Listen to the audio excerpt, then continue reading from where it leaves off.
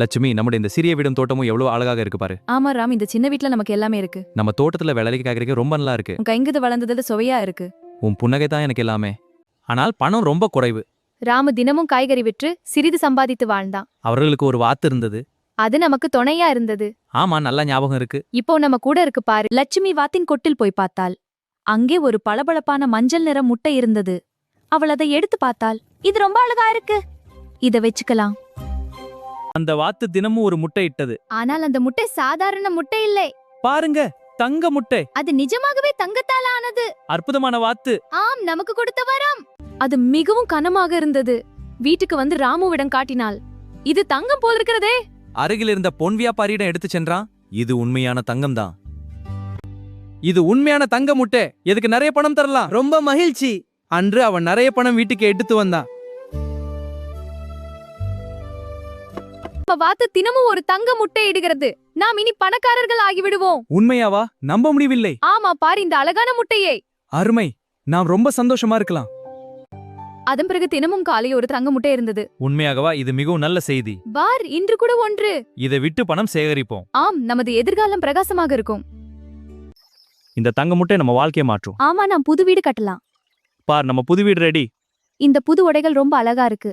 இந்த உணவு ரொம்ப சுவையா இருக்கு. அவங்கள பாரு, பொழாமைப்படுறாங்க. ஆனால் ராமுக்கு ஒரு நாள் எண்ணம் வந்தது. இந்த வாத்து வயிற்றில் நிறைய தங்க முட்டைகள் இருக்கும். அப்படியா? எப்ப தெரியும்? ஆமா, சொல்லுங்க. ஏனென்றால் அதை இறக்குகள் மிகவும் பளபளப்பாக இருக்கின்ற. அது உண்மையாக இருக்காது. ஆனால் முயற்சி செய்யலாம். அதை பார்க்கலாம். ஒரே நாளில் எல்லாத்தையும் எடுத்து விட்டால் நாம் ரொம்ப பணக்காரர்களாகி விடலாம். என்னது? அது எப்படி முடியும்? ஒரு தைரியமான யோசனை. இன்றே தொடங்கலாம். சரி, பார்க்கலாம். லட்சுமி, அந்த வாத்து நம்ம தோட்டத்தை நாசம் செய்கிறது. அத போ. வேண்டா ராமு, வாத்து நமக்கு நல்லது செய்கிறது. அதை விட்டுவிடு. இல்லை, அதை நான் முடித்தே ஆக வேண்டும். தயவு செய்து ராமு, நிறுத்து. போதும், நான் போகிறேன்.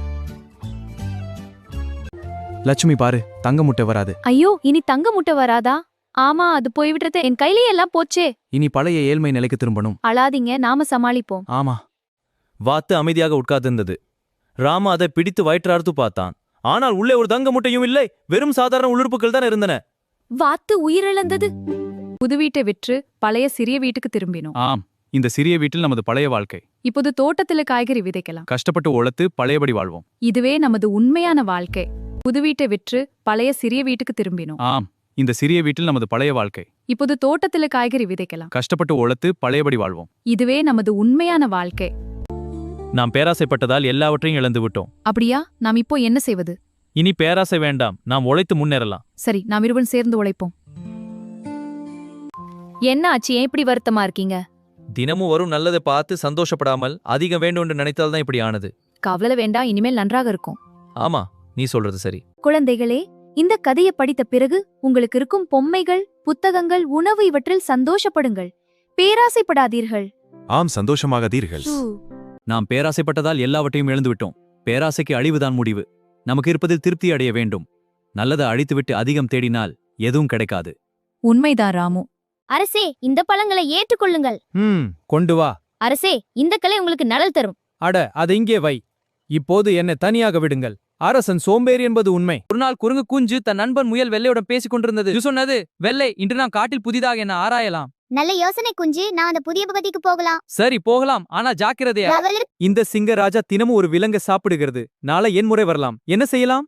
அது மிகவும் மோசமாக இருக்கிறது. நாம் ஒன்றாக ஒரு திட்டம் செய்யலாம். ஆமாம், நான் ஒன்றாக இருந்தால் தைரியம் கொள்ளலாம். பயப்படாதே நண்பா, நான் ஒரு திட்டம் வைத்திருக்கிறேன். நாளை காலை என்னோடு வா. சரி நண்பா. ஒரு சின்ன முயல். இது எனக்கு போதாது. ஆனால் பசி தாங்க முடியவில்லை.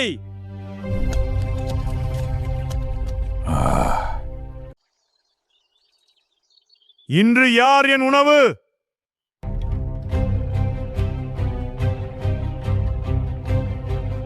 பாருங்கள் ராஜா, நான் உங்களை அங்கே அழைத்து செல்கிறேன். சரி முயல், நீ என்னை அழைத்து செல். இந்த வழியில் வாருங்கள். முன்னே செல்.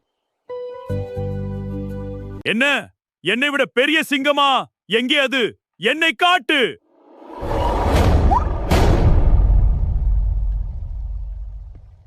சிங்கனோடு வா, ஒரு அழகான இடத்தை காட்டுகிறேன். என்னது முயல்? ஒரு ஆழமான கிணறு, விரைவில் வா. கவனமாக, அது ஆபத்தானதாக இருக்கலாம். பார், நீர் நிரம்பியது. கீழே இறங்கலாமா? இல்லை, அது மிகவும் ஆழமாக உள்ளது. ராஜா, பாருங்கள், அந்த பெரிய சிங்கம் இங்கேதான் இருக்கிறது.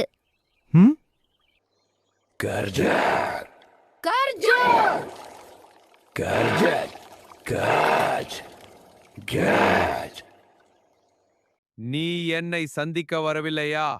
நீ என்னை சந்திக்க வரவில்லையா? நீ என்னை சந்திக்க வரவில்லையா? காட்டு விலங்குகள் எல்லாம் சந்தோஷப்பட்டன. ஆமா, நாம எல்லாரும் மகிழ்ச்சியாக இருக்கிறோம். நான் உன்னை தழுவிக்கொள். ஆமா, ஆனாவே சிங்கத்துக்கா நாம் வருத்தப்படுவோம். ஆம், சிங்கம் நம்மை விட்டு சென்றது. புத்தி இருந்தால் எந்த பயமும் இல்லை. பாருங்கள், நான் உச்சிக்கு போகிறேன். இதோ உச்சி, பயமே இல்ல.